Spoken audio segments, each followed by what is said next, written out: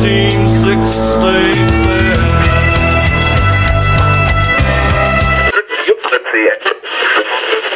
unmasked, and this time he's back with a vengeance.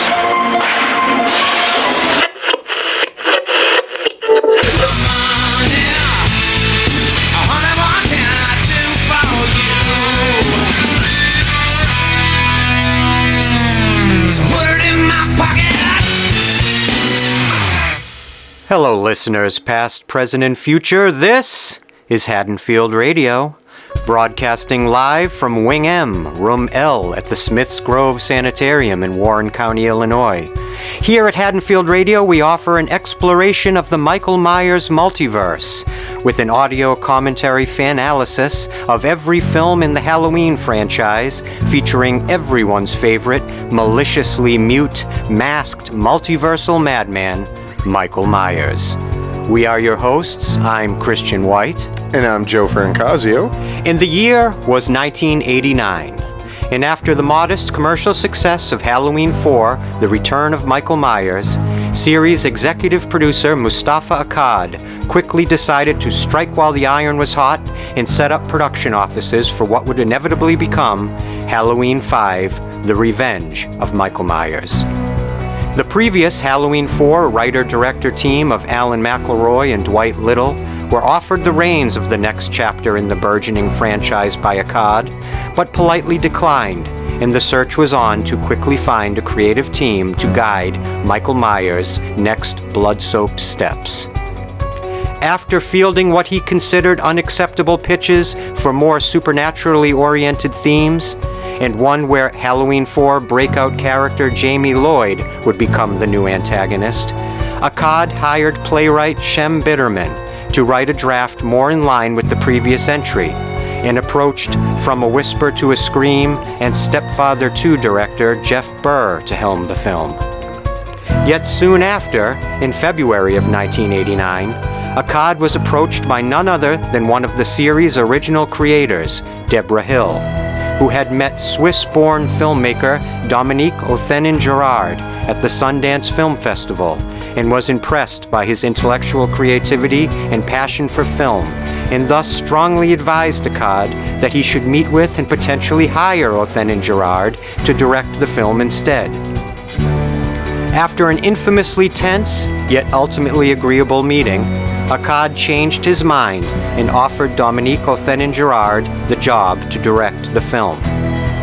Days later, Othenin-Girard handed in a page-one rewrite of the existing Shem Bitterman script, and Halloween 5 was rushed into production to meet a looming Halloween release. Amazingly, the entire production, from script to completion, took place in less than 20 weeks. It was by all accounts a troubled and chaotic shoot, and the final theatrical cut that made it to cinemas around the world was met with a tepid response, both commercially and critically, bringing the future of the iconic franchise into question. Joe, what are your thoughts on Halloween 5, The Revenge of Michael Myers? Wow. It's a hard one to sum up, you know? It's a mixed bag, man. You know, there's a lot of good, but there's a lot of, I don't want to say bad, but questionable stuff. You know, it can really go a couple different ways, and I really think it depends on where your love of these movies stems from.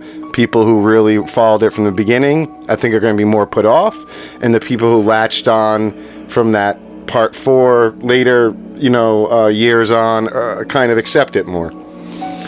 I'm in the middle. Yeah, I would say I'm in the middle on this one, too. I've said it before, and I'll say it again. If you open a window into the world of Michael Myers, I'm going to jump through. So I'm there for all of these movies. Exactly. I mean, I just love the mythology. I can find something to love in all of these films. And there are some big, strange swings in this film. And there are also some egregious problems with this film as well, to say the least. Yeah. I find it's an enjoyable movie. It's not the one that I'm going to rush to rewatch over and over and over again, but I do like some of the kind of artistic interpretations. I can tell Dominique Othenin-Girard definitely had a strange sort of vision for Michael Myers and in the Myers mythology, but I think he misses on a number of his swings. Sure. Well, anyway, something I've always wanted to mention here, when we're watching these movies, and the movies you are watching along with us if you're following along on YouTube, we're watching the Scream Factory recent Halloween box set, which I believe is parts 1 through 5. Am I right? No. Well, there's sort of 2. They got the 1 through 5, but then they carry on the next 3. I don't want to say 6, 7, and 8 because they're not numbered that way, but the Resurrection and so like they this, do. Yeah. They have the next 3 as well. Right. So yeah, I got to say I can't. Everything that I'm sort of regurgitating during these videos, I'm picking up mainly from the Scream Factory releases. They have some amazing commentary tracks by the directors and the actors and even some of the secondary production people, and you can learn a lot. And then there's all the extra little videos, the behind the scenes, the making ofs and all that. And it's just not the typical stuff that you're finding on the regular releases by the movie company that owns the rights. These guys are doing sort of their own thing in their own packaging, and it's awesome. The packaging, the artwork's awesome. Oh, the covers on these editions are just, bar none, the definitive covers for any of the physical media releases, I think, of any of the Halloween movies ever. The new artwork is great, and then I'm mad at myself because I owned these for months before I realized if you pulled the sleeve out of the case and flipped it over, you could have the original movie poster and stuff from when the movie came out, so you can look at it both ways.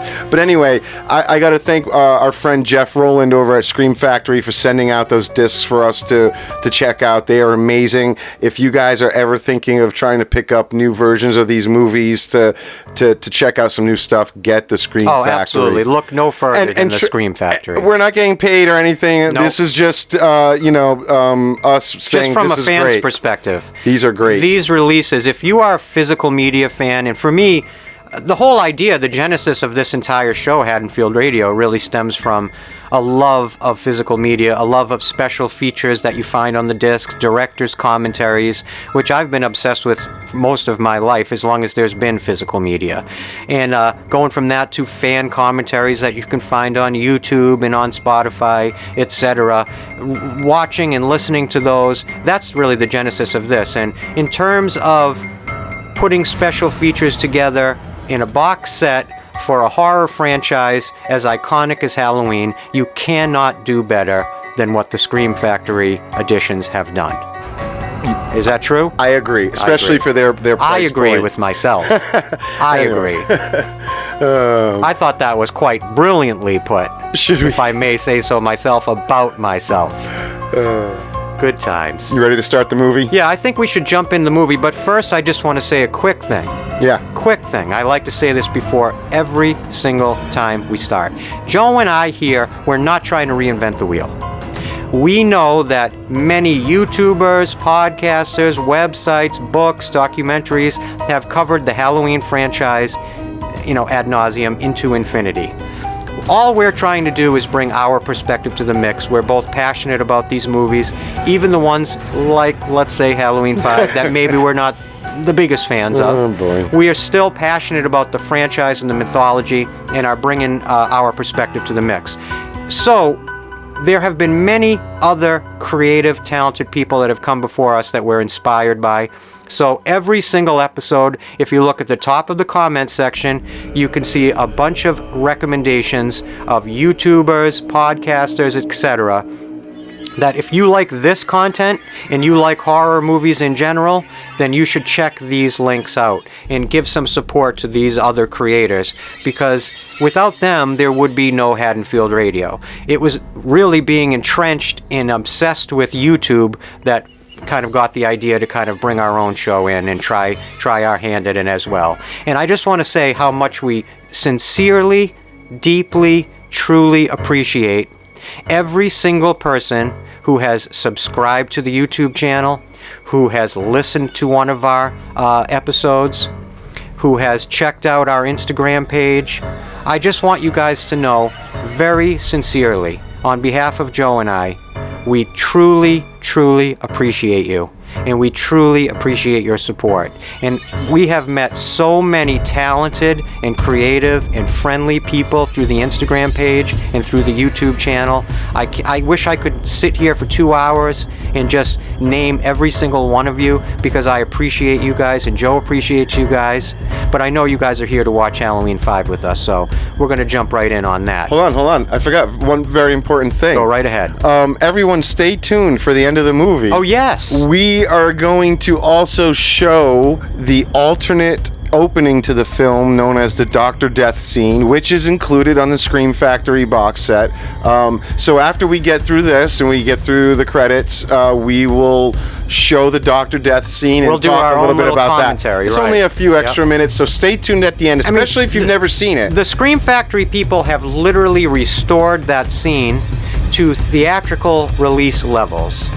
And if you haven't seen it and you want to see it, just stay tuned to the end of the episode and we will do a commentary for that scene as well, because that's how important that scene is to the history of this film. Yeah. So as we're going through the theatrical edition of this, if we're not mentioning the Dr. Death scene, it's not that we don't know about it. We're just going to save that information for the end.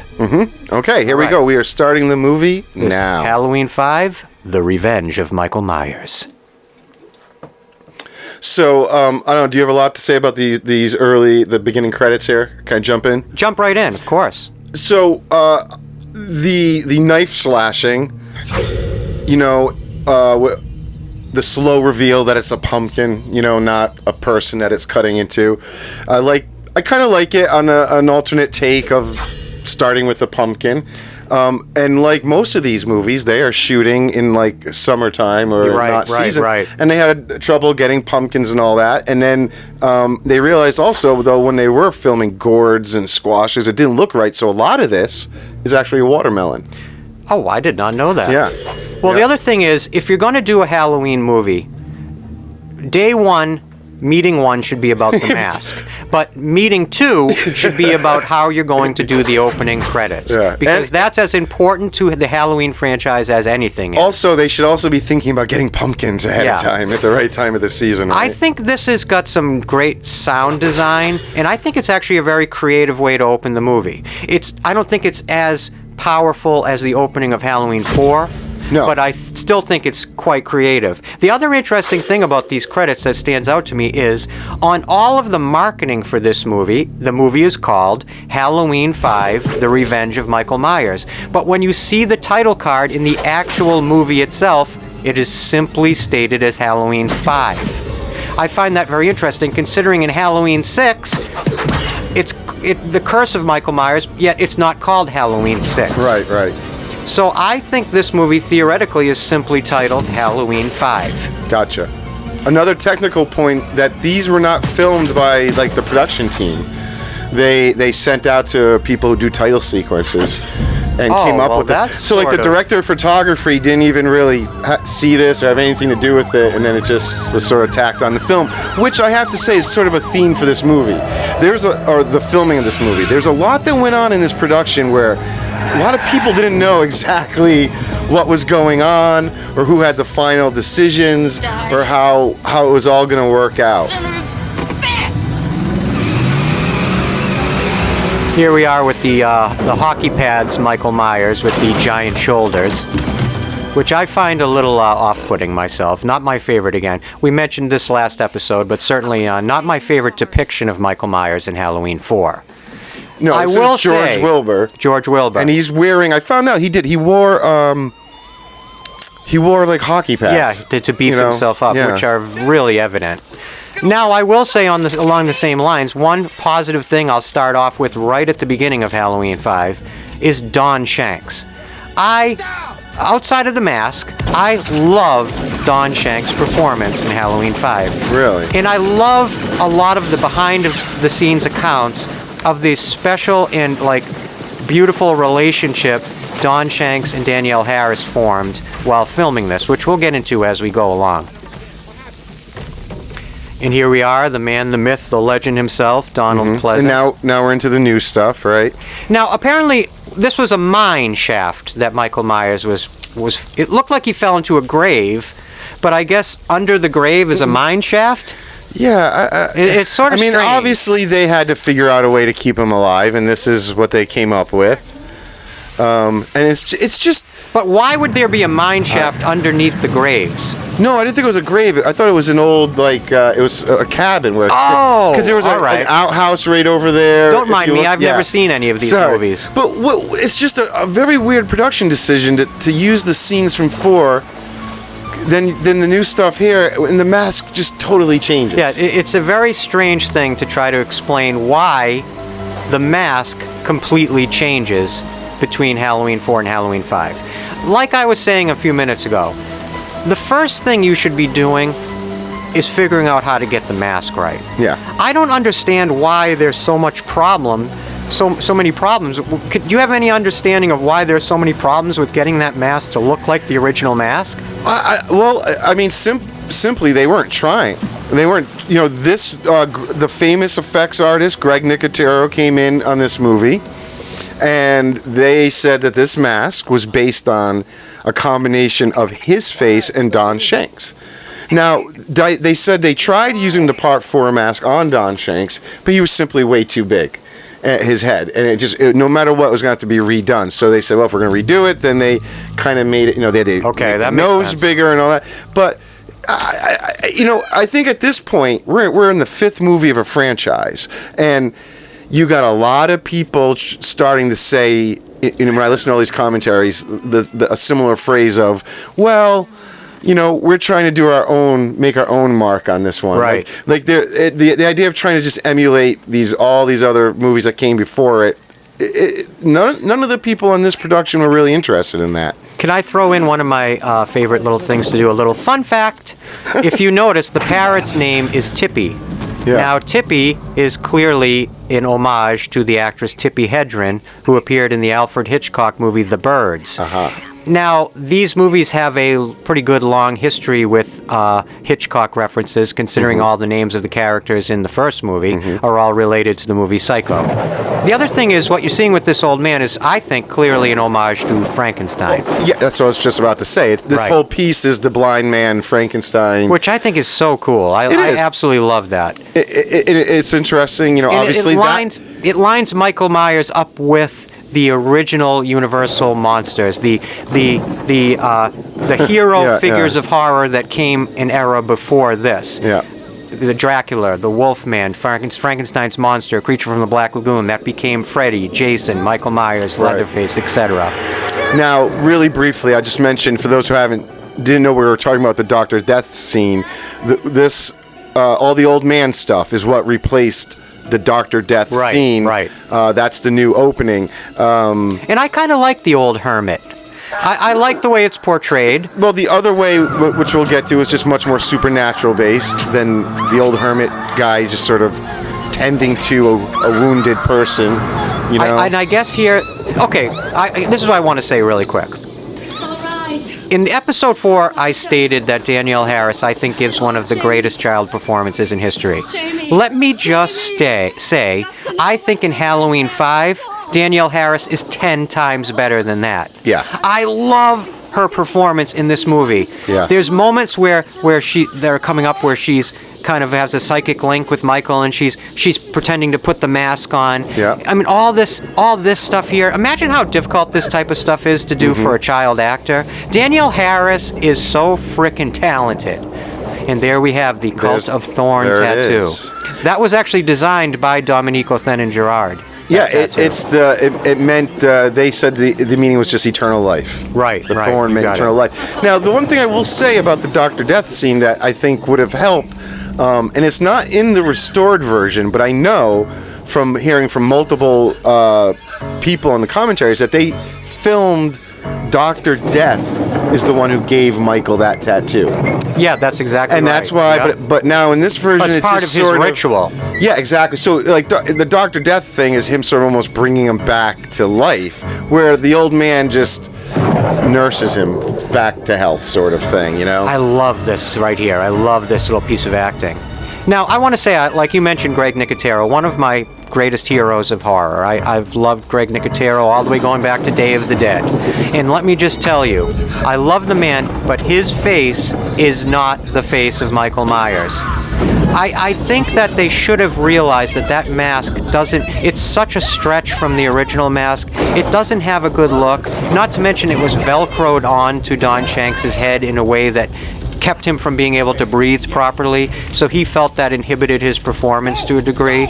I just think the design of it is off. It's odd. And how do you explain why the mask changed so drastically? It just, the whole thing just seems very strange to me, the decision-making behind that mask. I mean, I appreciate the artistic pursuit of creating a new mask, but I still think the mask is the most important part of Michael. Yeah. And if you don't get that right, I just don't see...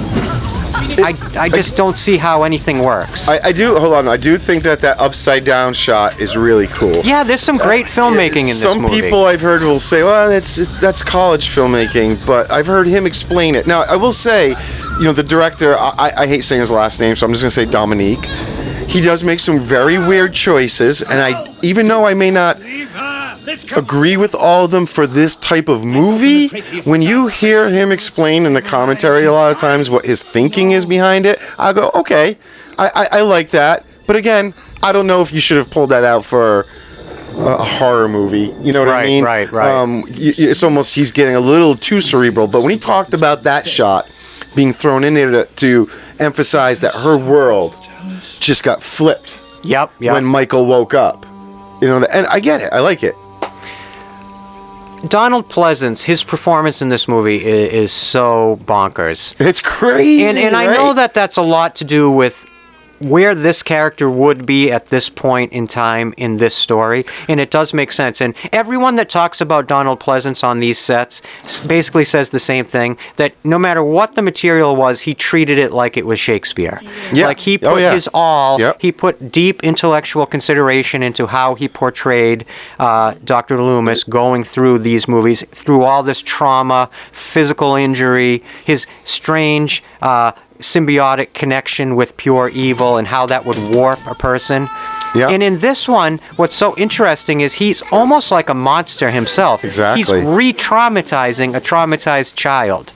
And he's so committed at this point and so demented by Michael that he's becoming more and more of a monster himself. Yeah, I have to admit, at first, it's off-putting. You're kind of like, oh, God, why is he treating this kid like this? Why is he so over the top? And then you kind of, if you really think about it, it makes sense. Oh, yeah. He's had it. He's been through the ringer. He's cracking. He's the other side of the coin. And that coin has got Michael on one side and Dr. Loomis on the other. You know what I mean? Yeah, you absolutely got it. And you're right. It's what's happening to one is happening to the other, but they're also opposites. He's desperately trying to hold on to his own humanity while also getting Michael to find his. Here's the buzzkill, Dr. Loomis. They're having the time of their life. They've cheered up this poor, damaged child, and he comes sauntering into the room and just kills the mood. But his makeup looks a lot better in this movie. I think they definitely improved. I mean, the makeup was problematic in part 4. So even though Dr. Loomis is a little over the top, it makes sense. It does make sense. There's a part of me that you kind of want it to feel like the old Dr. Loomis, but this is a weird subplot, I thought, too, right? The town is so angry, they're throwing the girl must die. Well, at this point, they know, number one, that she is related to... Yeah, but there's no follow-up, is my point. Right. They kind of, there's... I personally really like the idea of now she's mute, because mute obviously ties back to Michael. I like it. I just think that Jamie Lloyd as a character between part 5 going into part 6, Jamie Lloyd as a character was sort of a squandered opportunity. I think all the fans can sort of agree with that. Yeah. And it has nothing at all to do with Danielle Harris. Danielle Harris exceeded the material she's given to deliver. I just think that my own imagination can come up with far more interesting ideas for what you could have done with the potential that you have at the end of Halloween 4. Well, I mean, it's no secret. This movie, you gotta get when you talk about the problems and the stories and everything else, you have to talk about the production problems. This movie was rushed into production. It was barely a year later. They're already filming more, and I think they knew they had a kid. They had to, they couldn't let her get too old. They want to capitalize on it, and they want to capitalize on the success of Part 4. This movie made the least amount of money out of the whole franchise. Oh, absolutely. So, that says a lot. But they rushed. They were filming without a finished script. A lot of the actors literally didn't know how the scenes they were in were going to make sense, because it just, and then you want to get into the Man in Black stuff. They had no idea. We'll definitely talk about that. There's so much to talk about. There was a lot of confusion. There was a lot of people not quite knowing how the whole thing was going to look, and I think they were leaving it a lot up to Mustafa. Well, I think when Mustafa Akkad chose Dominique Othenin-Girard to direct, he was choosing somebody who was a big ego with a big creative ideas behind what he wanted to do. I mean, I talked about in the opening about the infamous meeting he had with Mustafa Akkad to get this job, in which he took the Shem Bitterman script and literally threw it into a trash can in front of Mustafa Akkad, which really offended Akkad by all accounts. Yeah. And said, I'll do it, but I'm starting the script over from scratch. So a lot of the ideas that were in that original script, and you can find it online, are actually very interesting. I think it was called Halloween, The Killer Inside Me. Not the best title, but it had a good script. I like the ideas. And I do like a lot of Othenin-Girard's ideas. Yeah. I just think it shows that he was a novice director in terms of making a studio film of this size. Now, it was a modest budget, but for him, it was a big budget. Yeah. And again, who knows what he would have done with more time and a more finished script and everyone having a clearer idea of what they should have been doing. And I get the sense that Mustafa Akkad was sort of a limiting force on directors. Sure. They talk a lot about... I mean, he was never a creative person. He started as a financier and an entrepreneur and a business-minded person. He pushed back. I think towards the end of the production, they were getting into a lot of fights. I would imagine, yeah. And over certain things.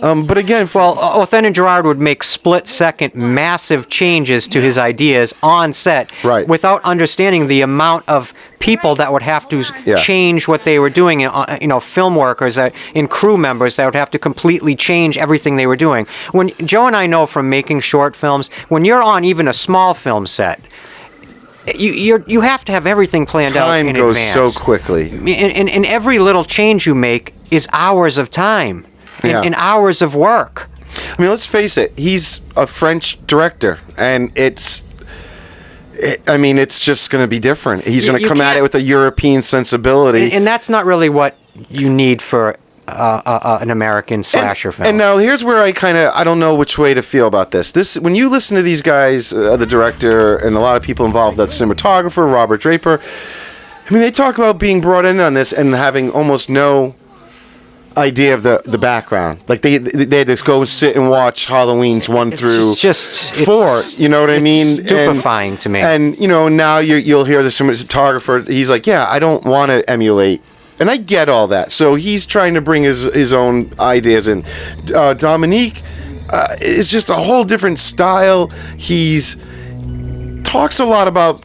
He tries to go back to the roots of one. Well, one thing I like that he does here in these scenes is he's depicting Michael Myers during the day. I gotta stop This is one of the most legendary, egregiously ridiculous decisions. So, it'd been a while since I saw these movies, and I started watching them again for this. When this came up, I was floored. Yeah. I was like, what is going on? It's supposedly an homage to Wes Craven's Last House on the Left. Well, I mean... Which I don't really still understand the homage. When I was watching an interview with Alan Howarth... He did this weird music. He did it. It's like they had to point a gun to his head for him to do it, but he did it. He said he just said he went over the top. He went for, that he was supposed to be comedy relief, and he goes, hey, they left it, so I guess they liked it. even he was kind of like, yeah, it was ridiculous, but they But left look it. at going from Now, that scene to this scene I know. is such whiplash. It's such tonal whiplash. if you listen to those actors, those cops, they will even say like, Jesus, like we knew we were there for some comedy relief, but we had no idea that we were gonna be used like that. So over It's the like top. a Looney Tunes cartoon. All Everyone of a sudden. felt a little duped by how they turned those cops into this, over the top comedy factor. And even in Dominique's commentary now, he says he kind of wishes he pulled back on that a little bit. It's a little too much. I mean, originally, Akkad had basically hired a director named Jeff Burr, who at the time had made a couple of smaller movies in a sequel to a bigger movie, Stepfather 2. But he went on later on to make Leatherface, Texas Chainsaw Massacre 3. I love the Stepfather movies, but continue. Which showed, if you look at Stepfather 2 and especially Chainsaw 3, he has such a firm hold of like this pop style that you could apply to this type of movie. And it's almost sort of a shame that he didn't direct this. Yeah. Because he could have taken this script that Othenin-Girard did write, the page one rewrite, and I think his direction might have made this movie more palatable. But I do love, again, seeing Michael Myers depicted during the daytime. Yeah. Now, poor Rachel. No, Ellie Cornell, she deserves a lot of credit. Yeah, she famously fought back on her death scene. Right. They originally wanted him to stick the scissors down her throat, and she was like, no, that's too over the top. So she got it in the boobs instead. But I do think that she is such a worthy successor in many ways to Jamie Lee Curtis, and I think that it's unfortunate, just like in terms of the character of Jamie Lloyd and Danielle Harris, it's unfortunate they couldn't have found a more creative way to continue her character arc. Because I think her acting is really good for this. The fans clearly loved her and were very upset that she was killed off. But here is my thing. She survived so much in 4, outwitted him, basically, to what we thought killed him. And even if they were going to make the decision that she wasn't going to be the lead in this or one of them, to have her killed by Michael at the end of the day feels like just a slap in the face. Oh, absolutely. Like, they should have written her off, have her drive away, goes on a trip. I don't know, something. I'm going on a trip. I don't know. But you know what I mean? Like, why? Because to me, it also feels really weird that there's this other girl now. Tina just shows up, this friend, and Tina is like one of the most infamous characters in the entire franchise. A lot of the fans literally hate her. Now, I kind of like her, and I'm going to tell you why. I think you need her extreme positivity to sort of balance things out in this film. I mean, look at Danielle Harris. This is a child actor who's doing this level of sort of commitment. Yeah, like she's she great. commits. She really is good. That's so realistic. So it's like barely a year later, she just did the other one. She's probably like firing on all cylinders. Oh, they absolutely. have waited for a while, and she's developing. She's young, and really in this one, she's the lead. You know what I mean? Like, much more of a lead than in 4. She's really carrying this movie along with, I guess, the Tina character. And back to the Tina thing.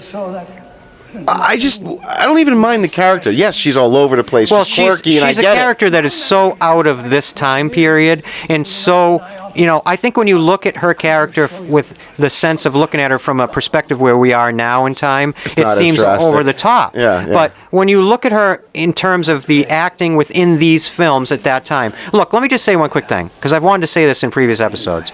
In my opinion, if you're going to make a slasher film, everything should be heightened. Now, I appreciate deeply what David Gordon Green did with his trilogy, which is more real world. And I love those films, but I like slasher films to have a more heightened reality and a heightened tone. You have to establish a little, a slight, not real world unbelievability with some things, so that the rest of the movie you're not questioning. Yeah, right. Like some, how weird it is. You can find your spots where you can ground your narrative, but a heightened tone is helpful. Like the idea of Michael Myers, it makes me laugh. The way at the end all the bodies are posed and all that. Like the idea at some point Michael had to just carry bodies from one house to another. Right, You know what I mean? Like it just but you don't even have to think about that because you understand it's a horror movie and whatever. You don't have to worry about how Michael got a body from, Can I just say, that poor dog. If I was a dog actor, the last franchise I would want to star in is Halloween. Because it never works out well for the dogs. And here they have this beautiful, what is that, a Rottweiler or I'm not a dog guy. A Doberman Pinscher, I think is what it is. Well, even the most ferocious Doberman Pinscher is not going to stand a chance. Michael is a dog abuser. It's the one thing about Michael Myers that throws me off.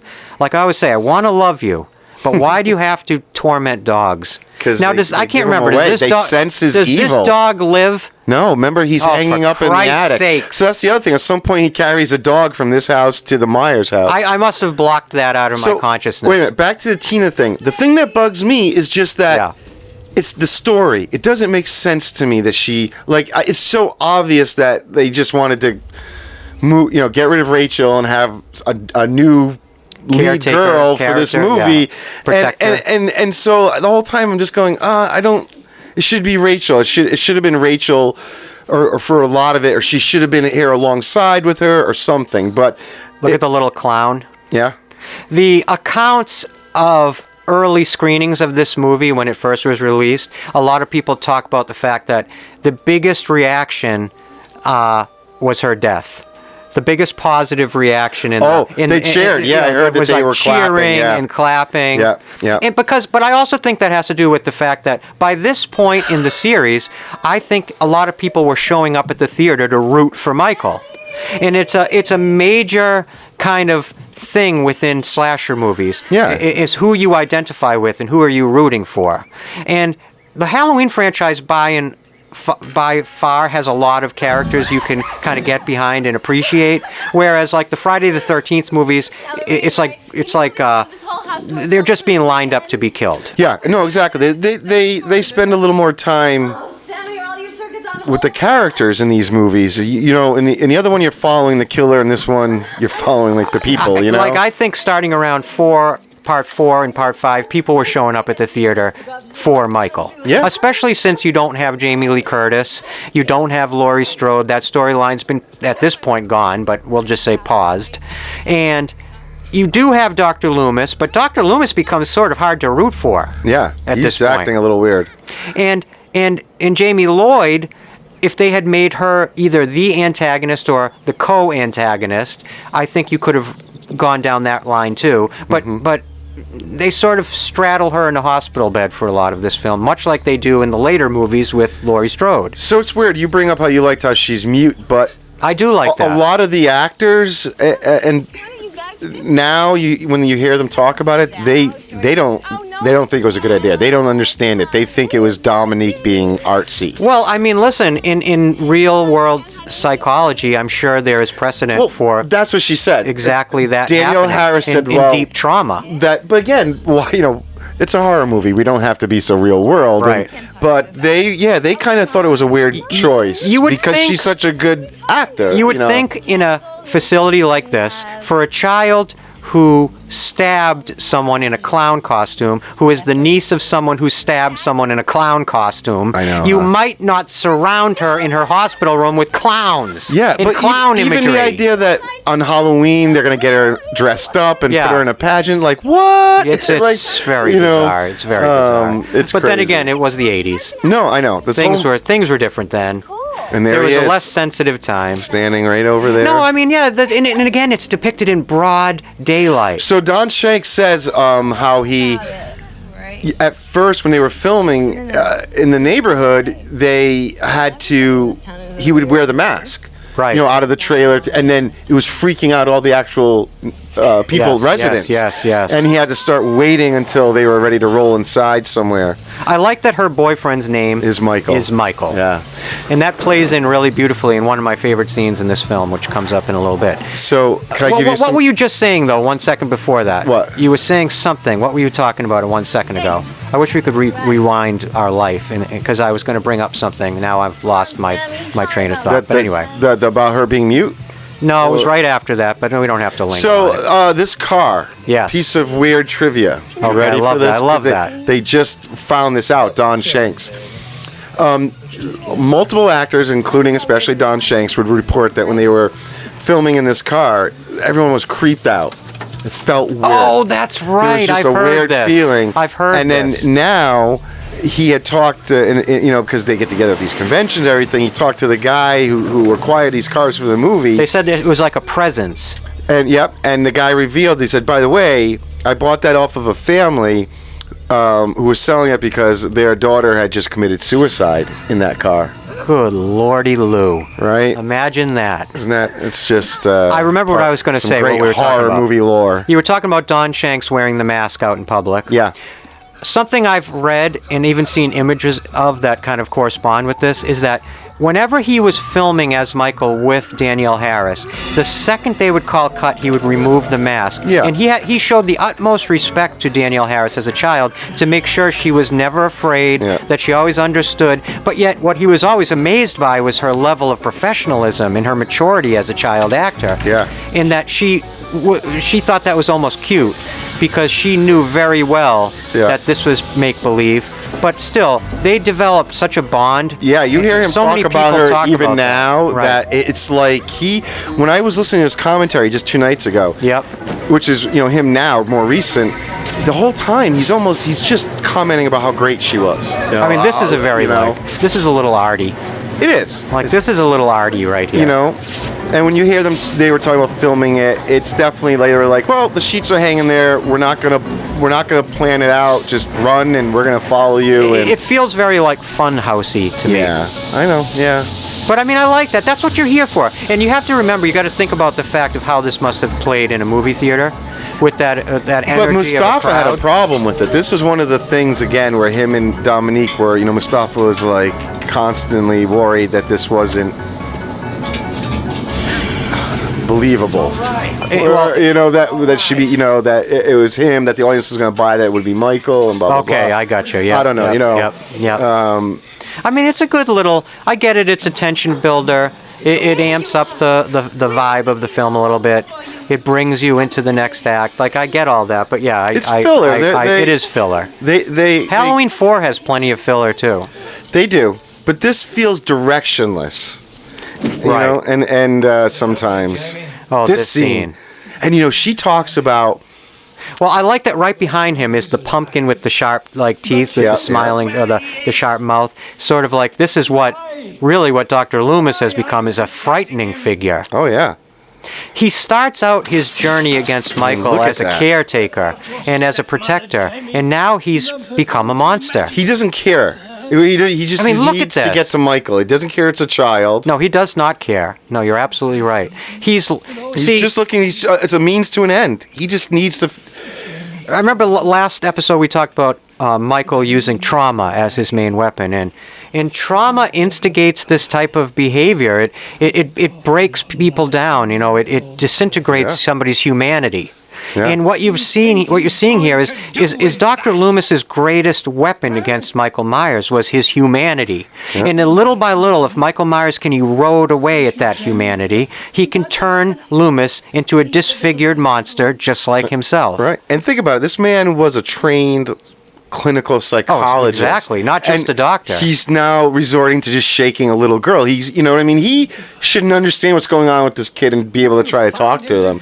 But no. Well, he can't think straight anymore like that. He also has seen the dark side of Jamie Lloyd. He's seen the dark effect Michael's bloodline has on her, and that there is clearly a supernatural link between them that maybe other people might not accept, but Dr. Loomis sees it exactly for what it is. And I think that's where his worry of why are you protecting him comes from. He's worried that she's on his side, that she's got that killer in him. And here we go, another dog. Oh God, here we go. This is one of my favorite parts of this movie. Really? Is this character? It's odd. In so much as how he was depicted in the idea of what he was in this film. But no, I gotta say, I knew this was going to be a thing with us because I knew you were going to love it. Oh, I love it. And what the idea of it is that it was Michael's twin brother. Well, but No, that's just one theory from Don Shanks. When you listen to everyone involved, Right. even they freely admit they had no idea. It was just a vehicle that Mustafa needed to put in there to drive further sequels. just because he knew he had to Right. get to 6. But there was an on-set discussion No. about it. That's why they cast Don Shanks to play both parts. Yeah, but he didn't always. Not in every scene. Really? He said he played it sometimes, Oh, and okay. that. Well, I like to think of it as Michael's twin Yes. brother. So he said somebody did throw that idea out there. It's such a good idea in terms of this franchise and in terms of the themes of family But and even Michael's connection to family. Mustafa's son now will say they had no idea. Oh man, what a buzzkill! And even everyone filming it said they were literally like filming the scenes, kind of going, "What is this? How does this make sense?" And everyone, no one could tell them. Everyone, like the Mustafa and the production people, like, "Don't worry about it. Don't worry about it. It's for sequels. It's for sequels." And the bonkersness is coming at fast and furious. Let's talk for a minute about the depiction of the Myers house in this movie. It's almost lazy to get It's into the this worst. argument because everybody knows about it, and it's one of the most contentious. They needed a house that had more Space. interior Yeah. space. But it makes no sense. No, I it mean, makes no sense. The listen, number on the door is wrong. I think it's 1009. When you hear the cinematographer and director, everyone talk about it, they're know. very matter-of-factly like, hey, we know it's different. Why couldn't they have just even used recycled footage of the original house? They just and didn't, then just they use didn't this want it. interior. This was one of those ideas of like, yeah, we're going to change it because we want to do our own thing. We just want, they wanted a different house. but it's like the house, I know. the depiction and the look of the It's- house, the identity of the Myers house is as important a character in this franchise as Michael, as Dr. Loomis, as Laurie this is where Strode. I truly don't understand when you It's hear. like if they had recast Jamie Lee Curtis and just expected people to accept it. Yeah. You recast the Myers house with the fallen gutter. I mean, this house isn't even remotely close to it. I don't understand. Even though this scene is cool. I like this scene, but I'm so distracted by the depiction of I the know. house. I know. Sorry, I'm talking all over you there. But. I mean, I don't understand how Mustafa talks so much, and everyone talks about how he held this franchise close to his heart to make sure everything was right. That's exactly right. But they used so yet- much wrong. They let Michael change so much over the series. The mask, the house. The house. It's nothing like the other movies. It's and like, it's what? terrible. It's distracting. Like, I just don't get it. Like, Mustafa will watch the Dr. Death scene and say, you know what? I don't like that at all.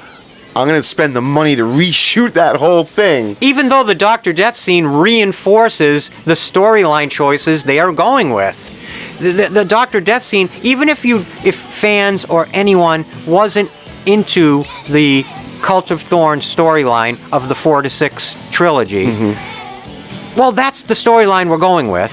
So you might as well reinforce it and build it. But at the time of making this, it wasn't. They had no idea where they were going to go with 6. Right. And they had no idea with the Man in Black, and they all talk about it in the commentaries. They had no idea what they were doing with it. It was just put in there to have a way for Michael to get out of jail, and continue it, because when they filmed it. Well, I guess when we get to the ending, I'll talk more about that. But anyway. Also, we see a glimpse there of another one of the things I love about this movie. I really love about this movie. Hot girls and joints. That is one thing, of course. I'm there for that. But I will say that the mask that you just saw, and we will see in a really cool scene, that is called the Brute. Right. In one of the only other masks Michael Myers ever wears in this franchise. And I actually think, aside from it looking to me like L.A. Law era Harry Hamlin, aside from that, I think that mask on so many levels is so cool, and I love the look of it on Michael. And maybe I'm wrong here, maybe it exists, but just like I was hoping maybe someone like NECA or Trick or Treat Studios, well, NECA would be the people, to make a figure of the gauze face, Hospital Johnny Michael Myers, a figure of Michael in the Brute mask. You can get the Brute mask. Yeah, Trick or Treat Studios has it. Got people who make them. It was made by a West German mask manufacturer called Rudell. I was going to ask, so was it a mass-produced thing or made just for the movie? No, it was mass-produced. Ah. That company created that mask, but their main claim to fame, strangely enough, when you think about these movies, was evil clown masks. So that's kind of unique. Gotcha. But it's such a strange choice. Like, of all the millions and billions of masks you could choose to give these characters to use for a Halloween prop that will end up on your antagonist, whose entire it's an character is interesting based choice, on a yeah. mask. It's such a strange mask to use, yet I love it. I love the aesthetics of it. You know, when they were advertising this movie, they kept using the line a lot, like, and he's unmasked. In Yeah, this movie. right. Well, But you did I'm like, see him briefly. Well, but I'm And like, again, to put you that will. as your selling point, I'm like, just kind of a bait and switch. And I'm like, well, I guess if you think about he's not wearing the regular mask when he's got the brute one on. Now, this kill, now let's talk some good stuff. Now we have Greg Nicotero doing the effects, and there's a classic. Oh, yeah. You know, that was a dummy head, head. and you know, this is just. It looked really good. It looks I have good. to say, Yeah, it looked really good. It's like Halloween has stepped up a little bit their gore and all that. For good or for bad, it's a well done effect and a very staple looking effect for early Greg Nicotero stuff. I love it. I will say that style of effect where you cut really quickly to the false head. Yeah. I love that in movies. Yes, I always love that. And again, it's a more violent kill, but it's not gory. Like Halloween does kind of stay away from the literally like ripping open guts of and having them all fall out. It's blood and wounded, and Michael definitely is picking up a lot more implements in this movie, which Don Shanks talks about. He grew up on a farm, so it was really his idea to be pulling out all these farm implements. They took him to a farming store one day, and he picked out all the things he was going to kill with. Right. And, yes. and he knew what a lot of them were because he worked on a farm and everything. But yeah, let's parade the little girl around. Yeah, it's a strange who decision. tried to kill in his mother story, just a it's year strange ago decision. on this night. Right. Now, Billy, let me ask you Yeah, something. go ahead. Yep. Do you think Billy is in a part of this hospital or not? It's kind of a trick question when I say it like that. Isn't it? I mean, I would think so, but He's not. He's just a friend who is visiting her a lot of the times. But where? That's is it, why but from where? From like school, like she knew him before she was hospitalized. Oh my God! Isn't that so? If you something? really listen, yeah, that's what I listened to the commentary at the actor, and he says it doesn't really come off, and a lot of people assumed I was in the hospital. But if you listen, like earlier, Dr. Loomis will say like, "Go home, Billy," and it's like a lot of like, Oh yeah, it's you're time right. to go. You no, gotta, you're absolutely and right. when they show Get her, out of here, Billy! I want to re-traumatize this kid. and like I don't this want you is to supposed see to be it. like a neighborhood pageant, and that's why Right, he's right. there. Okay, I got you. And that's why he can kind of come and go as he pleases, Now here you have Michael in one of his fetishistic modes that he's done many times in the past, See, now- which is pretending to be somebody's boyfriend. Yes. However, He loves doing this. this to me is so not Michael Myers. What is not Michael Myers? The I want to understand that. willpower to not kill for this long. She gets away from him basically. Well, he toys with his prey. Yeah, He's always but done the that. way in the way that he's seamlessly fitting into society for a few minutes here, Right. with this girl and driving around. I mean, we can always everyone jokes around like, how did he get his license? It is ridiculous how much he's driving, right? In all these movies, it's a little. Well, once you establish he can do it, then he can. I mean, look I how don't cool know. that mask looks. I guess. That mask is very creepy. Yes, and I do frightening like looking. it. I hate And it's that his eyes are interesting- normal, though. It's oh yeah, that's true. He should have the scarred eye if you really The want. idea of calling that character of her boyfriend Michael is just such a great It is. idea because now she can use the name Michael when she's addressing him. Well, it had to be done that way. of on course, I purpose just for all like of it. this, I right? like it. I think Yeah. it's really cool. Yeah. I mean, Where is the actual Michael Myers mask right now? Is it underneath that underneath, mask? you'll see him pull out of from under the seat. Oh, okay, I got you. When she goes into the store, he makes the switch. Like this to But me, I his disagree with you. I think eyes this is and- very Michael Myers right here. This thing of pretending to be a victim's boyfriend. So what is his goal? Ultimately, in tricking her, is to get to Jamie. Right. So that must be why he's not killing her. Yeah, well, he hasn't established. He hasn't. Yeah. He hasn't met his directive yet. Yeah. I don't know. It just feels a little. I don't know. It doesn't feel quite right to me. Jamie.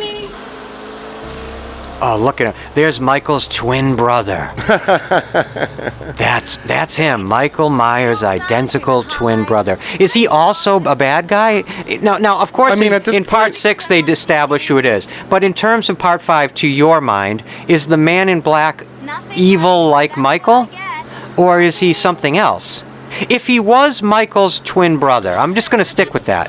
Let's just say, hypothetically, if he was Michael's twin brother, do you think he's evil like Michael? Or is he chaotic neutral? Does he have a different perspective? What would he be? I mean, God, I haven't put that much thought into it, but if you really want to go with that idea, hypothetically, I would think that he has got the evil in him, but he's more of a developed human.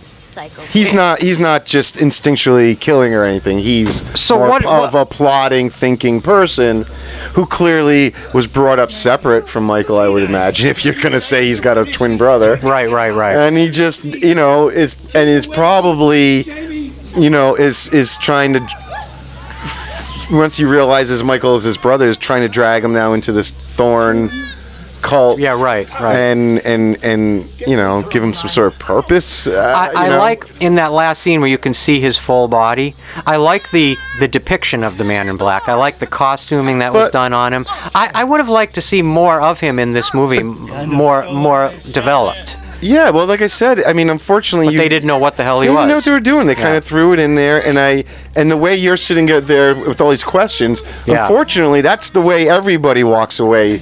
And maybe that was a kind of brilliant move then, because it does leave you wondering. It does leave you wondering with this expectation for the future.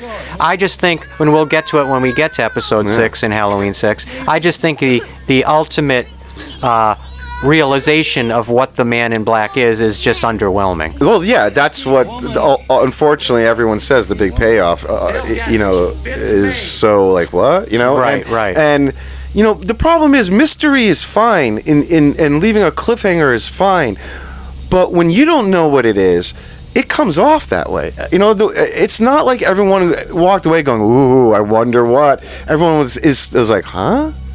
Even the actors now, when I hear them do their commentaries, will say, like, to the people interviewing them, like, do you know what it is? Like, I don't know. What was that anyway? That's so funny. That's so weird. They just don't even get it. They're like, I never got it. And they're like, on set, we didn't, they couldn't explain it to us. And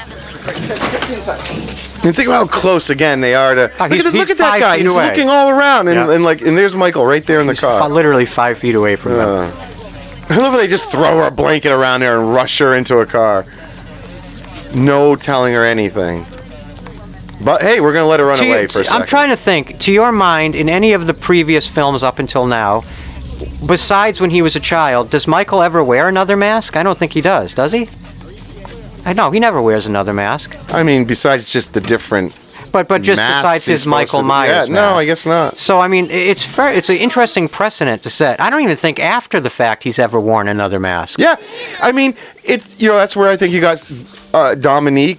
He makes some bold choices. It's a bold choice, but see, that's one I think works. Yeah. Oh, I don't mind him in the mask and all that. It's just sort of the...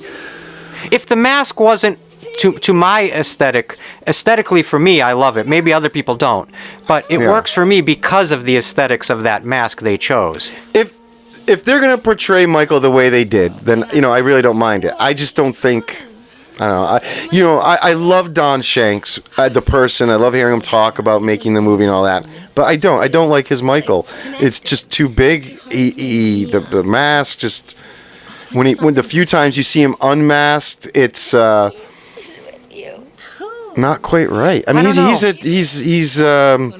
I don't know. He's way too big. He's huge. He was it's really just big fact. Guy. He is like double the size of Nick Castle. Yeah, that's true. It's so it's hard. I'm a stickler Nick Castle and for the details. Nick Castle and Dick Warlock were like diminutive compared to the guys that played Michael after. And I mean, James Jude Courtney like towers over Nick Castle. To me, part of the great thing about Michael is his strength isn't in the obvious fact that he's got muscles. Yeah, you're absolutely right. He's just got evil strength. He's powered by evil. You're absolutely right. Because he is super powered. There's no doubt. These movies depict his incredible strength and his incredible resiliency over and over and over again. I will say that the actress Wendy Kaplan there as Tina, that's a great scene of her being able to go from one extreme to the other, crying to woo happy. Now these cops again. So they said when the director would they'd be shooting their scenes, as they would walk away, he'd be yelling, "Walk like penguins, walk like penguins." So No. they would have this little waddle. Yeah. Oh my Right? God, that's so disturbingly ridiculous. Yeah, the comedy aspect to these guys just it's I don't know. It's insulting, I think, to the audience.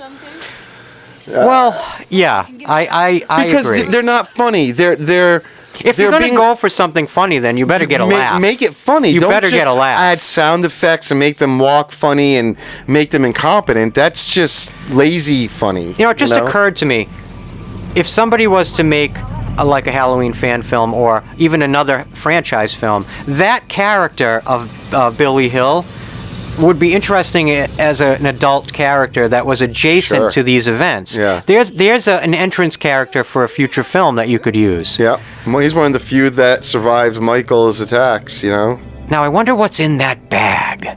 Guns. Oh. Remember he puts it together before going Jesus, to the... it's like I've never seen this movie. Well, I'm thinking of all these interesting things that could be in that bag. Yeah. It's like the briefcase in Pulp Fiction. I almost wish you never knew what was in that bag. Now, you saw all the Thorne drawings on the walls in the Myers Yes, house, right? yep. Now, supposedly, Don Shanks says there was even more. That Well, they're sometimes you can't see supposedly them all through the background. because you can't see them all that Yep. well. But there were more. What's your general feeling on the Cult of Thorne storyline? Like, generally, how does it land with you? Like truly, me personally, just Yeah. being a fan of Halloween, I don't like any of it. You don't like any of it. Wow. It's an interesting concept to follow. Like like you said, like I love this franchise. I will always watch them and entertain the idea.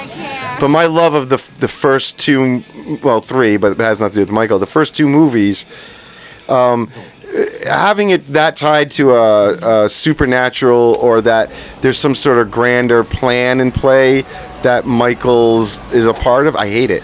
I like the idea that he is blank. He is the shape. Evil just realized it could take itself up inside of Michael, and there it is, and for no rhyme or reason kills. I would say the devil's advocate counter argument to that in some ways I feel this way.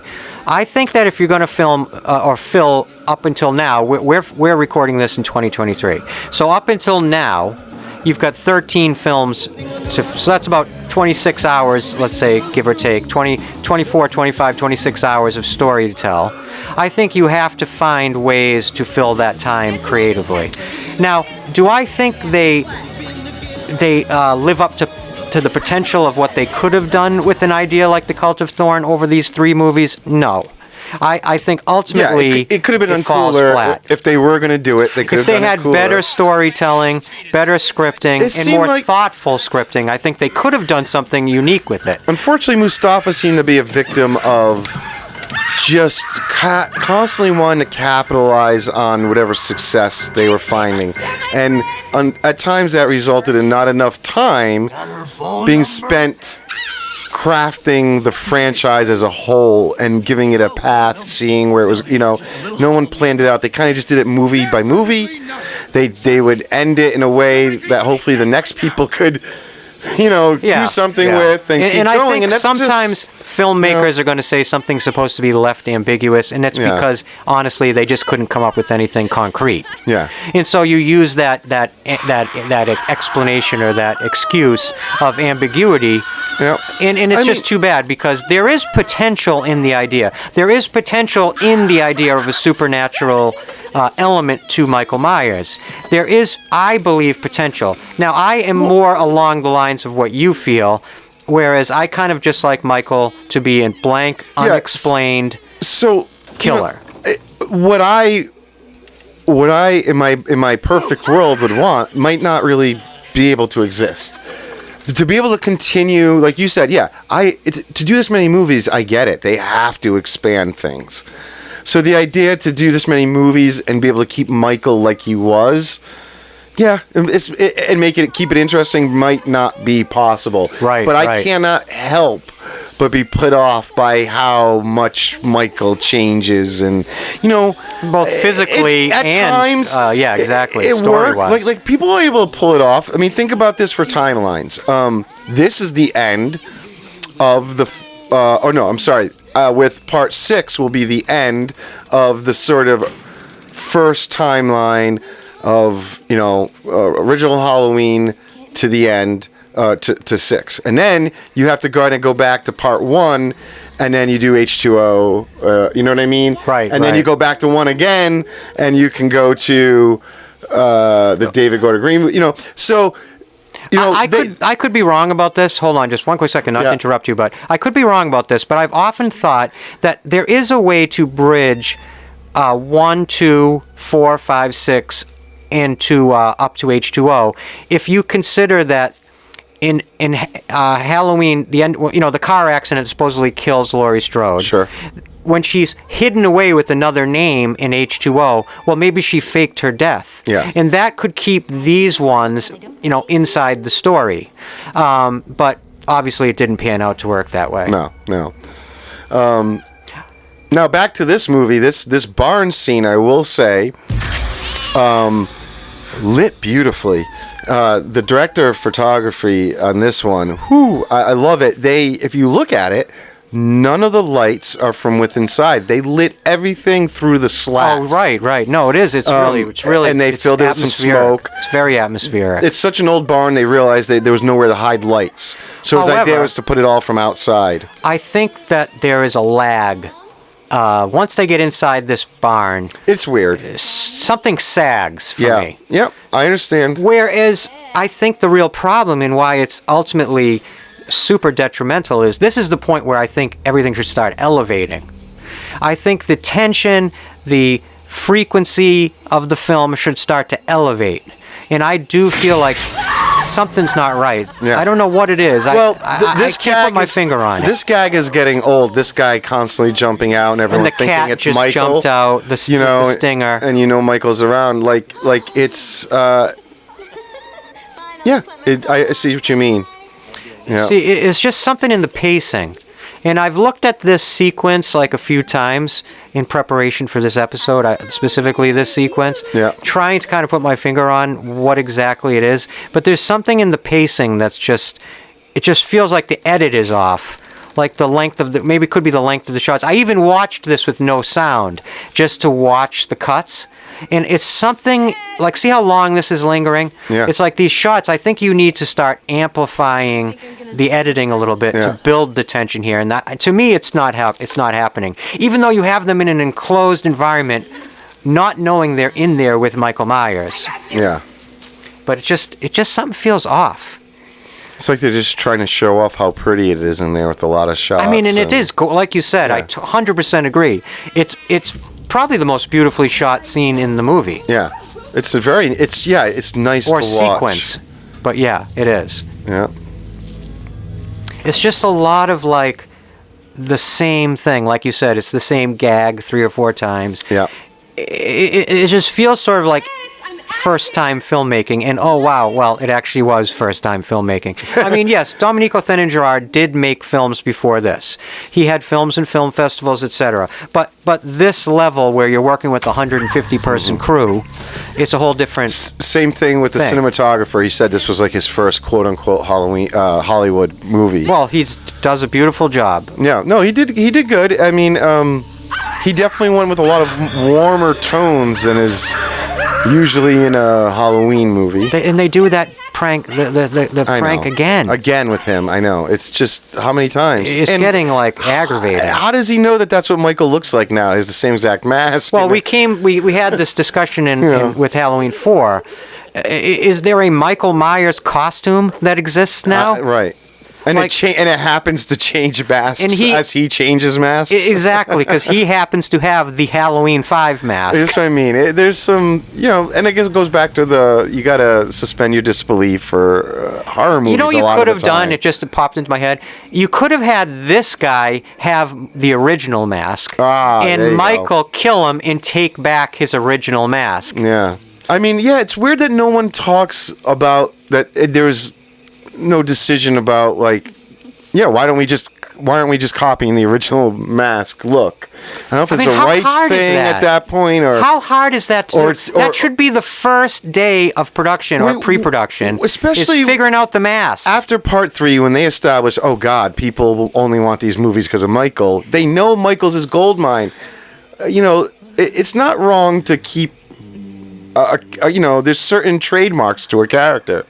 I mean, but you know what? Even in the advertising for this movie on the posters, it's the picture of the original. Yeah, same with part 4. Right? The original it's like poster. they know. Yep. They know they gotta. Well, think of something that just also popped into my head from a commercial standpoint and from a collecting standpoint. If you had used the same mask all the way through, well, now you have like 11 different masks that you can market.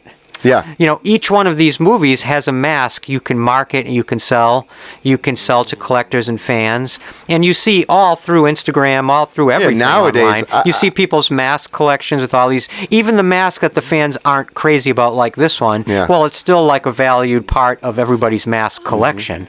Now, if I was going to collect the masks, I'd want all the different masks. As much as we kind of are not the biggest fans of this movie, I will say, doing this show, I've learned, like part 4 and to a degree part 5, just because they're so connected, does have a huge following. Oh, absolutely. I do think 5 just kind of gets lumped in because you're continuing the exact story, and you've got Jamie Lloyd and Danielle Harris that everyone loves, but it obviously didn't make as much money. People don't love it as much, but it's sort of like a 1-2 punch that gets grouped together a lot, and people do love it. I've certainly noticed in interacting with other fans in the horror community, talking to people about these movies, there are a lot of people who love Part 4, Part 5, and even to a degree, the various versions of 6. Yeah. But Part 4 in particular, now for me, I said it last episode, I have a huge nostalgic connection to Halloween 4. It was the first of these movies I saw in a movie theater. Right. I was just hitting that age where I was really so into horror and so into these films. Right. And so I love it for those reasons. Now, really quick, you have Michael with the scythe. Yeah. The scythe, of course, symbolic of the Grim Reaper. Yeah. Perfect weapon for him to use. Yeah. Perfect weapon. Mm-hmm. And I love that image. She thinks she's just going to go get him. I just wish the scythe was a little bit better. Because it's so iconic that they even use it, Scream Factory uses it as the cover of their Halloween 5 disc. Yeah. And it lines Michael up with the Grim Reaper, which symbolism-wise I think is so potent and iconic. And interesting, he's got the pitchfork, because pitchforks to me also harken back to Frankenstein, people chasing him with pitchforks and torches. Yeah. And of course it's not a direct connection, but just sort of percolating in my mind. The devil, pitchfork, and the devil, that's exactly right. What the hell is he holding in his hand? Cards. They were playing card games. Okay. Yeah, I love this. These guys are just. I mean, this is so pathetic. Just so clueless. Some of this is a little. The shooting is goofy. Yeah, it's very. So, like this party is reminding me, there's some great features also on the Blu-rays of just home video footage, like while they were making these movies. Oh, that must be cool. Well, the crew partied hard on this movie. Yeah, I have definitely heard that from oh my God. And somewhere I heard Danielle Harris. Even Danielle Harris was part of those parties. Oh, yeah. There's footage of her hanging out with them. And, I mean, I don't think they were getting her drunk or anything. But they all talk about it. It was like hanging out with a 45-year-old. Yeah, she could, hang with them. And, everybody, tells that about Danielle Harris, that she was so far more mature than her age. And, Tina here was, dating or hooking up at least with Greg Nicotero during the making of this movie. And everybody was. It's supposedly the story. They were all. Wait, who was hooking up with Greg Nicotero? Her, Tina. Oh wow, the actress. Yeah. That's interesting. Yeah, and then a lot of partying, and you can see it sometimes. I feel like on these actors, sometimes they look a little, extra tired, some bags under the eyes. Keep going. I'm looking for something. I want to bring something up here. I just got to find the image of it here. But also, this movie, in terms of its success, it didn't, when you want to talk about the other movies that came out this year, it was hard to compete with. In 1989, Batman, Ghostbusters 2, The Abyss, Indiana Jones and the Last Crusade. Yeah, that's a good point. You got all these huge movies that, I know they weren't all out at exactly the same time, but, if you're watching those and you come and see this, you're going to be a little... It's interesting because we talked about, I think in episode 2, episode 3, when Halloween 3 came out, was one of the most famous years ever for genre films. Yeah. And that it takes a toll, especially on box office, when you're competing for screens and competing for audiences. I mean, think about Batman. Tim Burton's Batman came out that summer, and this comes out in October. And, Batman dominated this year. Yeah, that's true. And I can't imagine that its effect was gone by the time this movie came out. I was looking just a minute ago. Speaking of Danielle Harris, she has a podcast with Scout Taylor Compton from the Rob Zombie Halloween movies that is actually really good. Yeah. It's called Talk Scary to Me. If you haven't checked it out, you should go look it up. Danielle Harris is so talented and charismatic, and definitely a podcast worth listening to. This scene, when they were filming it, there was a point where she tripped on her cape, and Don Shakes actually almost ran her over. Stopped the car over her. And what was great is, again, on the Blu-ray, they have video footage. You see it happen. Wow. And you hear the crew all shriek, and she jumps up and she's like, okay, but it was a little scary. And this whole field, they planted all these trees. And I think you can tell they all look half dead. They don't even look like real trees. I don't know. Yeah, they had them all brought in and planted just for this scene, just to be destroyed. Yeah, that's nice. And this sequence too famously has the shot where he crashes the car into the tree, and the car blows up on fire. And as an actor, you're supposed to hold your shot until you hear cut. But Dominique, not being used to filming big action movies and all this stuff, was in such awe of this fireball that they just created, kind of forgot to yell cut. And the whole time the car is being engulfed in flames, and Don Shank's like, the fire's coming out from under the floorboards, and he's kind of getting really worried. And he finally hears somebody else yell, "Are you going to yell cut?" And he's like, "Oh, cut!" He barely made it out of there. Right here, this is it. And he's like, he's just sitting in there burning. Yeah, I really liked it. I appreciate Don Shanks. Yeah, I mean, a great stunt man. Yeah, absolutely. He brought a lot to the role. He's sort of like a stunt legend. I just don't agree with the portrayal. Right. I know Dominique really liked his look without the mask because it looked like him and Danielle Harris could be related. Yeah, Even though he's Cherokee Indian. Yep. He has a very, Indian look to him. Native American look to him. If you look around online, or even right on our Haddonfield Radio Instagram page, we have a number of, at least 2 or 3 pictures from this set of Don Shanks and Danielle Harris together, and you can just see in those images the bond that created between them, and I love that idea that Michael and Jamie and Danielle and Don, that strange bond between characters and then between actors. Yeah. I kind of think that's really neat. Yeah. Poor Billy, man. Yeah, he's not having a good day. No. I always like to say, like, the Halloween franchise, traumatizing children since 1978. And they're sticking to the imposing low angles on Michael. Oh, that's the key. You got to do that. I hate the way the neck of the mask flares out. The neck is the biggest I think it ever will be in any of these movies. That flare out of the collar, to me, it just looks aesthetically, it's not pleasing. It goes back to, I think, how Don Shanks is a much bigger guy, and he has that giant, bust or bodybuilding neck that you have to hide. Yeah, right. No, you're absolutely right. Yep. Yeah. Oh, well, nighty-night, Tina. Shit, I really do think it's unfair. The fan reaction to that character over the years is unfair. I really like this character. I want to go on the record here as saying I, for one, love Tina. I Hey, stand with her Tina. last shot, she's still moving. I guess you can say she She may have lived. Maybe she maybe lived. She might have crawled her way back to.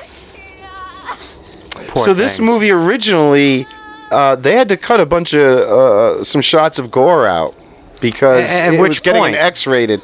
Oh, I thought you meant right around this section, just in general. I do. They showed the knife going to Tina more. Oh, yeah, because you see there's like at least 6 inches of blood on that blade. So There was the shot of the in the barn of the guy getting the pitchfork through his chest was a little more graphic. Yep. The way they depict that, I was going to say earlier, it had that very Friday the 13th effect style Right. when it penetrates through the front of the body. They're all trying to emulate each other. Yeah, at this that's point. absolutely right. That's true. There was like an echo. The slasher movie genre became like an echo chamber. You know, all the movies sort of blending into each other and blending out of each other. And Halloween had no choice but to compete, even though it was the OG. Nope, she's dead. Sorry. Yep, now she's not moving. dead. It is sad because, again, it's more trauma for Jamie Lloyd. And then the other shot they had to cut for the gore was when she, in a few minutes, when she's in the laundry chute. Right. There's a shot where he actually stabs her in the leg, and you see it like go into her leg. So when you watch later on, you'll see the wound when she's running around. But they had a close-up of him stabbing her in there, and it was just him stabbing a kid. It was too much, and so they cut that too. Well, now I will Yeah, again. go ahead. Yeah, go ahead. Not to always be plugging, but you can see all those on the Scream Factory Blu-ray. I just all want to those gore reiterate, scenes. Joe and I, we're not being paid to promote the Scream Factory No, releases. I'm just trying We're to- talking about it because they're that good. And I want to As let you guys know fans- where you can get it. Right, and as fans, you cannot go wrong. I don't think to me it's the definitive releases of these films in physical media. I don't see how anyone in the future could top what they've done. And if you haven't picked up that set, do yourself a favor and pick it up. It's totally worth it. Now this scene, you'll see kind of Don there. See him way back there? Oh yeah, right. Now he didn't even know he was being filmed. He wasn't supposed to be there at all. He had rapped, but Donald Well, he looks Pleasance- very Michael right there. Well, his Donald movement. Pleasance, went to his trailer and said, "Might I impose on you?" Oh. He goes, "It would be really great if you would be out there. I want to know, even in the house." He always wanted Don there, knowing he was in hiding. He would have him just hide and say and do his his big monologues yelling at Michael. He wanted him to know. I mean, think about that commitment. I mean, Oh, it's amazing. However, I will also say how Danielle Harris has mentioned many times how there's just bourbon pouring off of Donald Pleasance's Oh, well, breath. he's from that Yeah. that British Yeah. acting legacy of being drunk on set. but also The Peter O'Toole school of acting. I mean, but when he talks, holy moly. I mean, he just knocks it straight out of the park. And also, that little sequence there, to me, sort of harkens back to the diner sequence in Halloween 4, when they're separated by this space, and yet they have this strange kind of eerie conversation. And I love it. Anytime Dr. Loomis / Donald Pleasance starts monologuing, Oh, God. I'm just there. I'm just there for it. So I guess there was also a big scene cut in here somewhere where when Michael's coming, where he wipes out a SWAT team. Oh, right. I've Yeah, heard this. Now, and- that sounds like something I would have been cool to see. Yeah. But I it was feel just like too much This killing, film too much feels blood, long too much all that. as it is to me. Yeah. It feels long. Yeah. Like, again, it's like got pacing issues. Sure. So maybe adding another sequence might have just goosed the runtime a step too far. But I don't know. Like, when we watched some of the other ones, when we're doing these commentaries, it feels like they fly by. Yeah. This one, I feel the time. Not that I'm not loving doing this, but I'm just saying I can feel the length of the film. Now, there's an actor I've seen in a million different places. Oh yeah, back especially in the '80s, he was all over the place. But again, he's in the movie Near Dark. I can picture him in Near Dark. It's contradictory. Like, they portray some cops as completely bumbling, but then you get to these guys who you're supposed to have some faith in. It's a little. Well, yeah, it's like sending a mixed signal about law enforcement to this character. I don't know. And that's how. See how Danielle Harris plays it there. Oh yeah, she's in charge here, not him. Billy? I mean, her acting is just, I think it's a magnificent performance in Yeah. this movie. And she completely elevates the material. And there's the thorn You symbol know, back there. Donald Pleasance was so impressed with Danielle Harris that when he finished his scenes for this film and he left, Oh, yeah. he insisted in his contract that his large trailer be given to Danielle Harris. Yep, he made that happen because the kids, there was like three actors staying in the same trailer for the kids, and then he's like, "Hey, I'm done," and he's like, "How would you like this big one?" And he gave it to her. He stated over the years that he was so impressed with her, not only just her performing abilities and her acting abilities, but her personality, her professionalism. And I know I sound like the Danielle Harris fan club, but I am in the Danielle Harris fan club. I know, she did great, and it's too bad she didn't seem to get too many more juicy roles, and she's kind of very vocal about how, like, this movie, or these movies, especially four, were kind of like the highlight of her career still, you know? It's really interesting that she eventually ended up back to Halloween in the Rob Zombie movies. Right.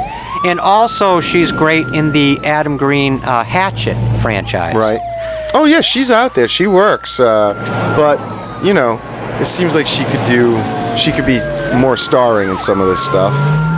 I think I might a little bit also nowadays, not at this era, of course, but nowadays I might actually be a little bit in love with Danielle Harris. She's very attractive, yeah. She's a lovely woman. Yeah. Hopefully, I would love to one day meet up with her at a convention or something, maybe interview her. I think it would be great if we could get her to do a small interview for our tiny channel, in our tiny show.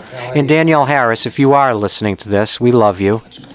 We absolutely love you, and we hope someday you will join us here on YouTube. Dr. Loomis. Now, again, here we have Loomis kind of fritzing out a little bit. Well, I mean, he's not fritzing out, but he's just doing what he has to do, and he's reaching the end of his road. He doesn't care about the plan that's really in place here.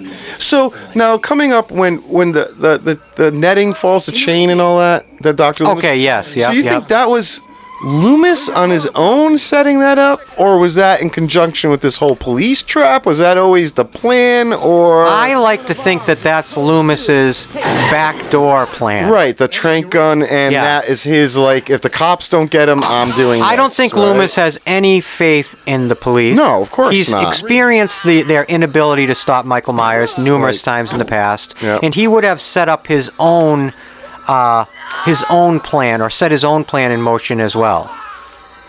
And he has no issue with using a child as bait either. I mean, that's dark. Oh, God. That's dark. When he's dragging her at the very end down those stairs into that room, it's like, you're kind of like, oh, yeah, he's like just, he's gone. Like he's on another level. He's now. I think this isn't even. This may not even be the first time he's pulled a gun on a cop. I think in one of the other movies he did too. Remember when he was in the car? That's right. I knew it. I knew it was ringing a bell in my old brain. They were supposed to like drive him to the airport or something, and he's like, "No." That's right. That's Take me to the hospital. Right. Yeah.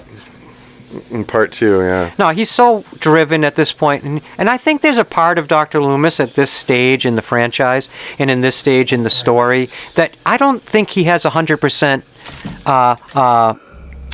What's the word I'm looking for? 100% positivity that he can even stop Michael Myers, or that Michael Myers can be stopped at all. No, is it this movie or 4 where he says to Bo Starr, like, he says, I realize hell wouldn't have him. I love that one.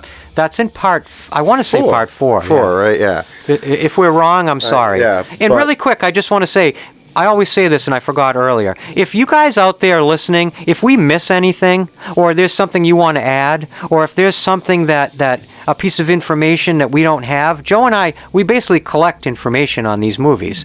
Please, put it in the comment section. Let us know. If there's something we got wrong, let us know. I really, we love hearing things, new information. If you have some or a little tidbit, throw it in the comment section. Am I right? Yeah. Although I will say also, when I listen to the commentary tracks with the people who were there making the movies, sometimes, they're telling completely different stories from one another. Don Shanks talks about how this house, he says, oh, this is how it was. Like, we didn't have to do anything to it. The art department. It was already He said this is how it decrepit. looked? Yeah, he said it was all like this. Maybe they built that little platform because they wanted Michael up, but generally this is what it already looked like. But then you listen to the director and cinematographer talk about it, and they're like, "Oh no, this was a beautiful house. That we had to move a family out for a week and then destroy their house basically." And then Good Lord. yeah, and you're like, okay, so How can the accounts be so... it's so different, Do right? you see, I swear there's like a veil under the eye holes. Oh no, yeah, it's famous on this mask. I mean, look at how there's ridiculous that netting. looks. It's there through most of the movie. It's just more But pronounced. here you there. really Yeah. see it, and I mean, it just looks horrible. Yeah. And again, I really don't like to criticize it because I respect the makeup effects people. I respect Greg Nicotero. I respect his team. I respect everyone who had something. Look, people say this all the time, but nobody sets out to make a shitty movie. Nobody sets out to make something that doesn't work. And so it's easy from the sidelines to criticize, and I always feel a tinge of regret to do that. But we are just trying to, shed light on all sides of things when we're covering one of these movies. I appreciate the effort. I just think unfortunately, it just falls short. Yeah. Yeah. It's not my Michael. Exactly. It's not yeah. the depiction of Michael that works for me. Yeah. But just like my dad always says, there's an ass for every seat. I'm sure there's somebody out there that loves this look. I'm sure there's many people who love this movie. Yeah. I do love this movie. I have my qualms with it. Yeah, but I love every movie in this franchise. I truly do. When we sort of knock it, it's sort of in the sense of just compared to the other Halloween movies. It's like, well, this is just the one I like the least. It's not a completely awful movie. No, there's a lot to love. And like I said, Dominique's choices, a lot of times I might hate it for this movie, but it's not bad filmmaking. It's not, I don't think, the right choice all the time for this movie.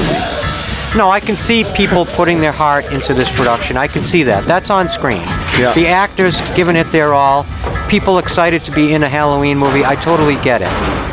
How many the bullets world's can this guy worst take? aim. A I police know, officer who needs to go back to shooting school. Yep, there's the thorn again. I wish I had counted the amount of gunshots, and I wonder if it lines up. Because movies have a historical thing with adding too many bullets to a gun. And think about how long now Michael continues to exist with just bullets. More bullets in him. He's by Halloween Ends, I think he's been shot 65 times. And here, no weapon. He's resorted to pure physical. I just gotta kill him. In my opinion, he's the strongest of all the slashers. Yeah. I think he is stronger than Jason Voorhees. I think he's stronger than just about any of them. He has just this preternatural physical strength that is unmatched. Powered by evil. Yeah. Third floor secure. Moving on a second. All right, keep it up. The amount of chaos. So, so we have over here is the Man in Black is also... Well, he's... Yeah, right. He's right. subverting... Oh, I'm not sure. Well, what were you going to say? What happened over there at the clinic? Did I miss it? I'm trying to figure out why. Did Michael go there first? I don't know. I'm lost. Yeah, I think the implication is now this is the Man in Black. Oh, okay, yes. Trailing behind Michael. Yes, you're absolutely right. Again, if we totally missed something, and it's weird because I've watched this movie like 6 times in the last week, but... No, if anybody out there, if we ever say something that's off, just correct us. We would love that. Believe me. I said it at the beginning. We're not experts. We're not any of that. We just love these movies and we love watching them with you guys. That's it. Period. Great concept. I love the idea of her being in there. Look at the lighting there. Yeah, I mean, that's exactly. great lighting. It is. And like the cinematographer, what was his name? Robert Draper. He definitely deserves credit. He definitely deserves more than a shout out on our YouTube show. I think it's could be one of the best shot films of the middle franchise. Oh yeah. Yeah, I like the lighting in this one more than in Halloween 4. Sure. I think it's got more character. Exactly. I say Halloween 4 is very sort of... There's like a flatness to it. Exactly. It doesn't offend you one way or the other. It just is. This has got a lot to look at They do a lot with lights. I think they actually did hang her in a laundry chute, by the Well, way. they made like a whole bunch of different versions of it where they could see it sideways, they could roll a camera. Okay, on right, a skateboard, right. they could look down it, Yep. they could, there was all different versions of it. It's funny. I go out of my way, even though I love commentaries. I love filmmaker commentaries. I go out of my way not to listen to them on these editions because I know you will. And I love when you bring up these things that I don't know, and now I get to know. And this basement is actually not in that house. It's they filmed a lot of, I think they said the basement of the clinic where they were doing the clinic. I mean, look at the lighting there. Like, that's great. Yeah. But again, like, this movie to me feels like it's 3 hours and 25 minutes long. It does. It's just this, like, we get it. He's going after her. There should be a little more. They could have trimmed all. Oh my God, those veils on the eyes are just Gotcha. so terrible. And is it me? Because I know I'm red-green colorblind, but is the blood in this movie very red? Like it really seems to pop even to me, like almost in an unnatural way. Well, movie blood has such a unique history. I liked that shot. Tom Savini talks about the fact that he got this blood recipe from legendary makeup guy Dick Smith, in that blood recipe solved a lot of the problems that you see in like Dario Argento's films, where blood is used more stylistically, or even some of George Romero's early films. It has this gloopy kind of ultra red, if not almost like pink vibe or feel to it. And there's a blood recipe that gives you this really realistic look that Tom Savini uses. They did not use it in this film. That's how I'm trying to get to with that long-winded. And I just smacked my own microphone. Sorry for all the people that are now deaf in one ear. I don't know why, but I love that shot of her fingers. I think there's something in the way it's lit and shot. Now, all of this, I like this is good. I like the filmmaking here. This is cool. A little, but yeah, maybe it goes on a little too long. So you'll see when she climbs out, look at her leg, and you'll see the wound from the shot they cut out where she gets stabbed. Like, that's creepy, seeing Michael look up. At that. Do you Look see at the that. Oh, cripes. Yeah. That is brutal looking. Yeah, oh, it goes right in, the shot. You'll see it, but it's so quick. When you see these shots that they cut for gore, I mean, we're talking a second. Yeah, right. You know what I mean? Yep. Even maybe less for some of them. This climax just draws on way too long. And, up in the attic here, again, I know Michael gets theatrical and all that, but this is a little... Right. I don't know. I just feel like I'm not like vibing with this movie anymore at this point.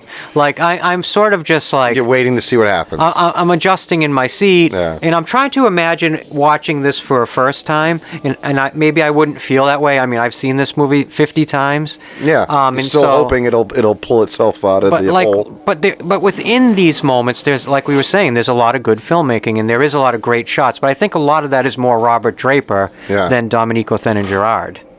And the dog, watch when it comes up. I love you. Oh, Jesus You God. hear it bark.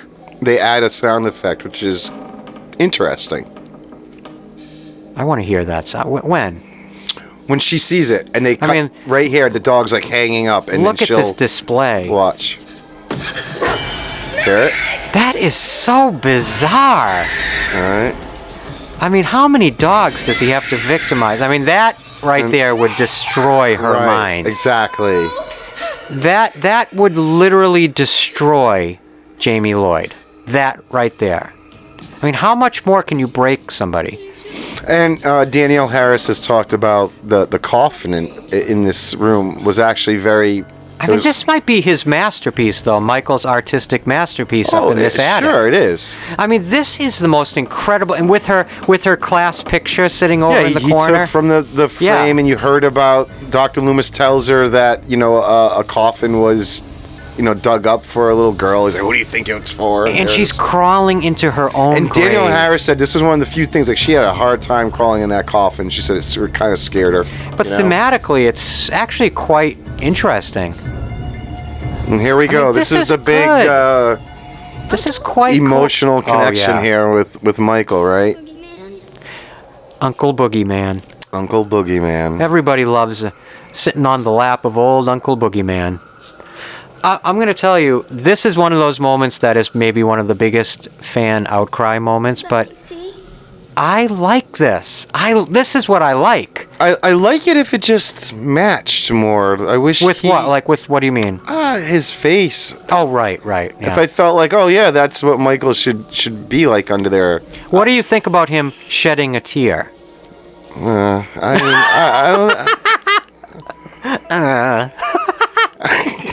I don't know what to say.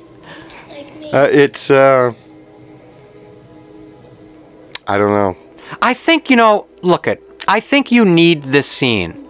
I think in a way, halfway through what eventually became a 13-film franchise, you need this scene. Yeah. But The tear is a little Why did much. they have to put the tear, too, on the eye that should be all messed up? Like, yeah, it's just... no, that's just, again, an egregious mistake. If you're going to go through the trouble of keeping burned hands from part 2 and all that, then... The tear I would have left out. But him Yeah. removing his mask and showing his face to Jamie Lloyd, I think is a scene that needs to happen. The face-to-face between the two, the uncle and the niece, and the bloodline, coming together face-to-face, eye-to-eye, Well, yeah, is because important. it's the whole... I mean, their connection this whole time, he's been trying to... Look at Donald Pleasance's face. I mean, look at the acting. Yeah. Like, he's so deranged. Loomis is just so frickin' demented at this point.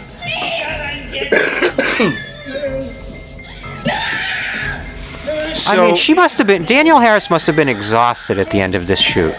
At the end of this film shoot, she must have been exhausted. Any actor in these movies that you're doing that screaming over and over and over again. Right. I mean, the Tina actress, and it's just like it's gotta be really exhausting. But the emotional volume that she has to put out throughout this entire movie, I know I keep saying it, but I could say it all day. It is so...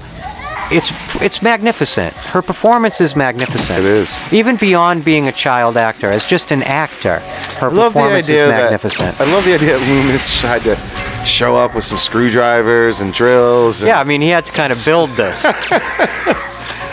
you know. And now the old "my gun is jamming" trope. Yeah. And then so during this scene, he actually broke Shank's. Oh, that's right, because he actually whacks him one. Yeah, there was like a foam side and a hard side, and he just... they said he kind of got tired, he's hitting all the takes, and he kind of wasn't paying attention, and just... So he just walks off and whacks him one. So this whole thing is interesting. When they Die, No. that's like classic Loomis. So I wanted to bring this up earlier. This is... When they filmed this was the ending of the movie. Yeah, I can see that. And Don Shanks says... Look at that lighting. That, at this point, Donald Pleasance was saying this was his last Halloween movie. And that right here, Loomis dies right on top of him. That when he's having a heart attack, when you see him finally collapse, that's what was told on he's having a heart attack. And that there was actually a line spoken here that they cut where Loomis says something to the effect of like, I get it now. I did this to you as a child. Also, a minute ago you had Jamie Lloyd and Michael face to face, and now you have Loomis and Michael face to face. Yeah. And those scenes juxtaposed next to each other, I think is very unique and very cool. And I think they also explained that was Michael dying too. Like that was supposed to be Loomis and Michael dying. But then you can definitely see that. The producers were like, nope, we need to do a part 6. No. And so Get that's Donald where Pleasance out of the cage again. This stuff. I mean, it's ridiculous that they would put him in jail with the mask. Right? Why is he still wearing the mask? And also, what about the bullet wounds? They're just like he's just bleeding. No one's. Why would they put him in the jail cell with this mask on? They would tend to him. They would. I don't know. It just. I love it's look at so the look lazy. of the Man in Black. Yeah, He's so cool. You looking. wanted there to be a better payoff with it, but. Why couldn't it just be Michael's twin brother? Damn it! I mean, it works with the greater themes. How many times are you gonna pull out a unknown sibling? You know? But that's what the whole the core themes of these movies has to do with family connections. They already did it. So do it again. I want to see Michael and Michael. Michael and what would his brother's name be? It takes away from Michael being such a unique version of evil. I mean, what would his brother's name be? know. But yeah, this is awesome. just carnage. And I like that Michael's twin brother has no problem with using a gun. Nope. That's a big difference. Yep. This guy is just... What a cool team up that would have been in part 6 if it was Michael and his creepy twin brother who wears black and shoots a gun. They would have had to write one hell of a great story to get people to go on that ride. I don't know. I would have been down with it. I guess I'm the only one, but I would have loved it. I don't like what the Man in Black turned out to be in part 6. That to me isn't interesting to me. Yeah. But we'll get to that next episode. Yeah. And she does not listen to police very well throughout any of these movies. No. She's just... Remember, she was supposed to stay in the car in part 4, but she goes to Michael and grabs his hand. No, she doesn't follow instructions very well. She's supposed to stay in the car here. She's a very intuitive thinker, Jamie Lloyd. We have to give her that. I mean, this is like a Terminator 1 style police massacre. Also, yeah, look at how nonchalant this kid reacts to dead bodies. She's been everywhere. around death now for 2 movies. Think about how traumatized she is. She's been face to face with death repeatedly. Oh, yeah. This is like old hat. 25 dead cops in an exploded jail cell is literally old hat. Once you kill all the cops, wouldn't you just take the keys? Why do you have to blow the door open? Well, because it's more dramatic. I know. I kind of like that. I mean, she just can't win. No. And then I believe when we see her in later in the next movie, like, it's a different actress. It's not even Danielle Harris. And they were really horrible to her. The treatment of her was horrible. At that point was just... So here we are. I want to also remind people in a minute or two, we're going to show the alternate opening for the Dr. Death scene. But, recap in general? Yeah, it's hard to just say, hey, I liked it, I didn't like it. Let me say, I said it before, I'll say it again. I love every one of the movies in this franchise. Otherwise, I wouldn't be doing this show on YouTube. Right. I love them all. Being critical of them is part of how we show love. That's all. And I'm going to tell you something. There's a lot of good things in this movie. There's a lot of terrible things in this movie. It's a mixed bag. It doesn't. Not all of them have to be Halloween 1978. It just doesn't have to be. When you have a franchise with this much content, right, they're not all going to be home runs. And something tells me it may even get worse from here. Before it gets better. We may look back on the heyday of Episode 5 in Halloween 5. Yeah. The good old days. Yeah. When we go a little bit further down the Halloween franchise line. But still, even at its lowest points, I love this franchise. It's great because... I love Michael Myers. This is this mid-section of movies. I saw them all, of course, when I was younger, but I didn't linger on them much. So going back now and really diving deep into them is great.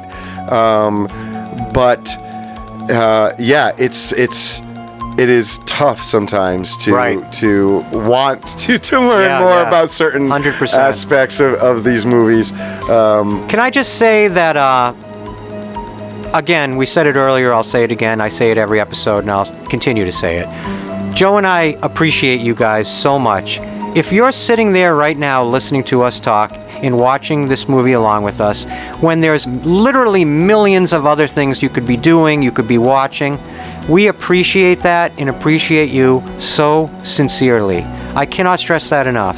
If you've subscribed to our channel, if you've checked out and followed our Instagram page, that means the world to us. Literally, it means the world to us. Your support means everything to us. It keeps us going here. And Joe, wouldn't you agree? Yeah, please. Make sure you check out our Instagram page. We have a link right here on our YouTube page to it. And spread the word. If you know anybody who likes these movies, please tell them to check it out. If you like horror content, also, like I said earlier, check the top of our comment section in this video, and you will see a suggestion list, some recommendations of other creators out there doing horror content that are inspirational and excellent and talented and brilliant. And definitely check that out.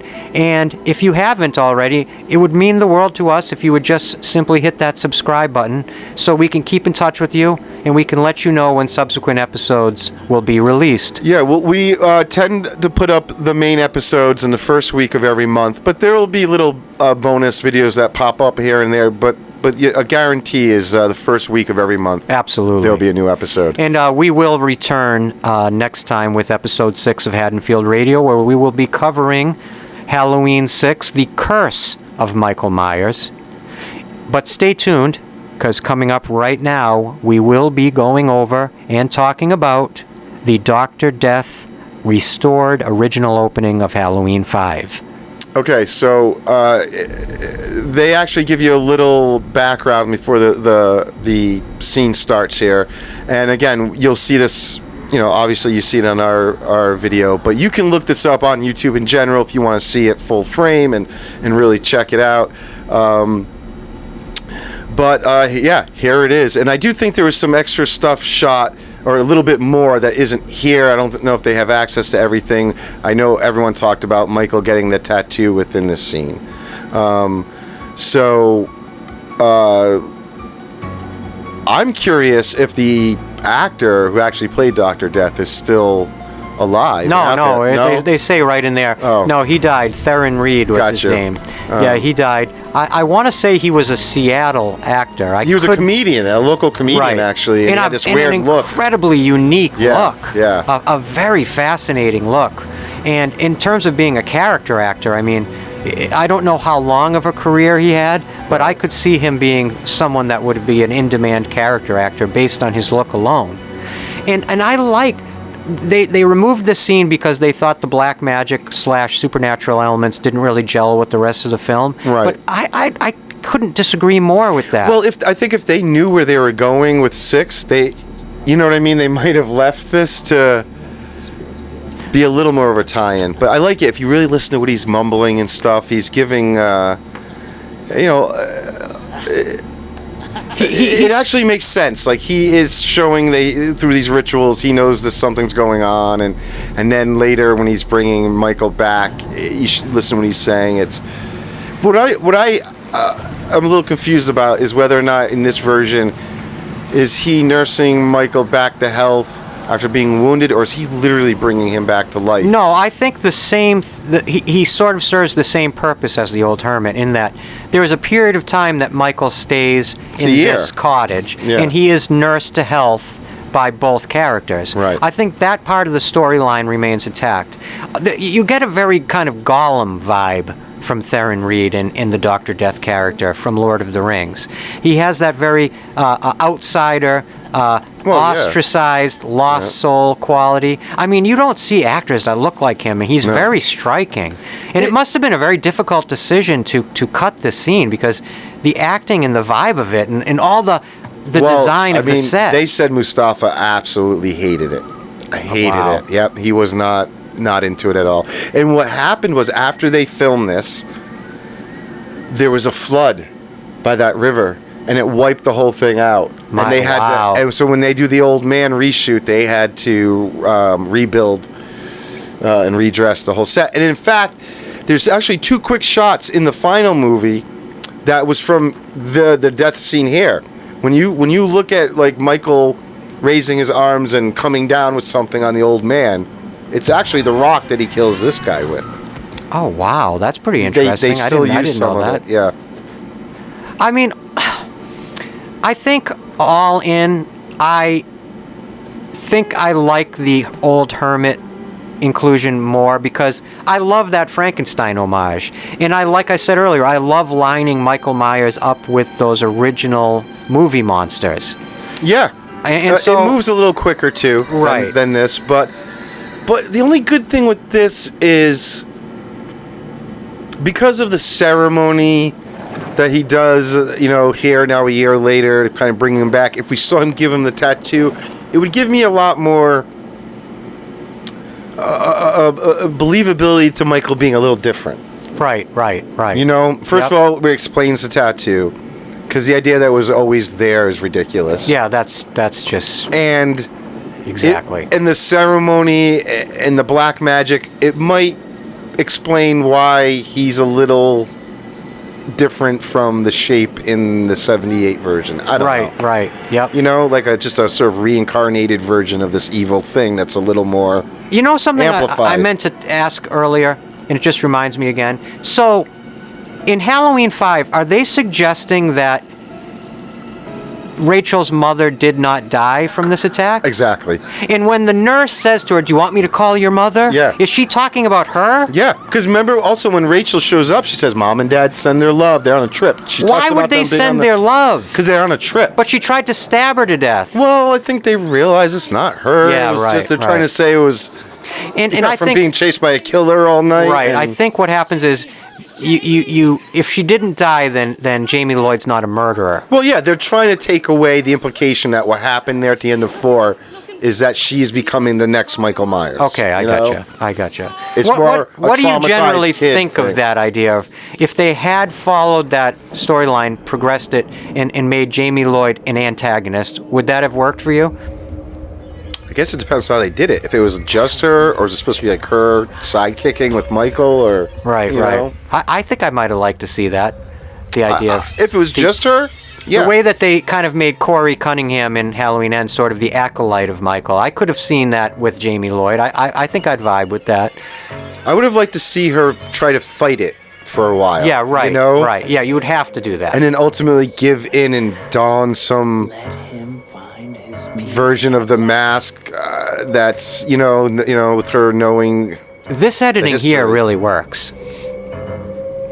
Now Oh, you have yeah, the. yeah, we were talking definitely. before we started taping about the depiction of the Cult of Thorn tattoo. Sometimes you see it just as the Thorn rune. Mm-hmm. Sometimes it has the 2 dots. Yeah, I think it's. I've heard Don Shanks say the dots are always there. It just sometimes doesn't read on film.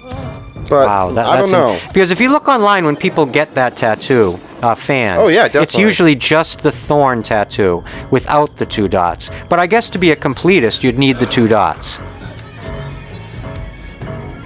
So really quickly, the music too. Alan Howarth back. You know. Oh he's yeah, been we along- definitely should be mentioning that. And Dominique had said to him like, think part 1 again. That's why you hear the piano. So Yeah, I he mean, was like, I it's- know you. He goes like, I know your thing is synths, but go back to like the part 1 piano feel. Yeah, and I think that's definitely the music Oh, in yeah. this movie. That I have no complaints do like about. that shot of Michael, the head turn there. I do think that was great.